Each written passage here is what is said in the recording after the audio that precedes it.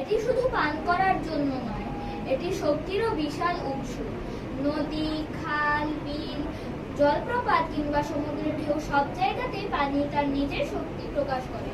আসুন তাহলে জেনে নেই কিভাবে পানির প্রবাহের সাহায্যে বিদ্যুৎ তৈরি করা যায়। এই প্রকল্পতে আমাদের যা যা লাগছে, প্লাস্টিকের বোতল, আইসক্রিম বোতলের ঢাকনা, মোটর, ডিসি মোটর, 3 ভোল্টেজ বা 6 ভোল্টেজ, এলইডি লাইট, কার্ডবোর্ড, পানি রাখার ট্রে।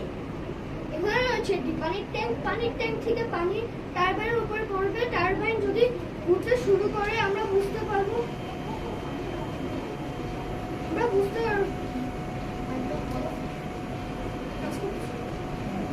এখানে রয়েছে একটি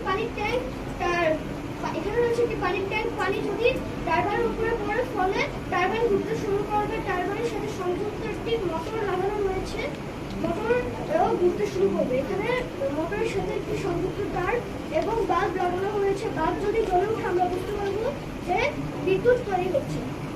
আমরা কেন এটি ব্যবহার করব তা জেনে নিই। নবায়ন, পানি কখনো শেষ হয় না, তাই এর শক্তি বারবার ব্যবহার করা যায়। এটি বিনামূল্য প্রাকৃতিক উৎস।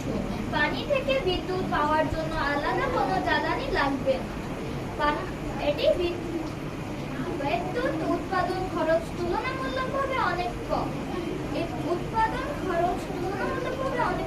আসসালামু আলাইকুম।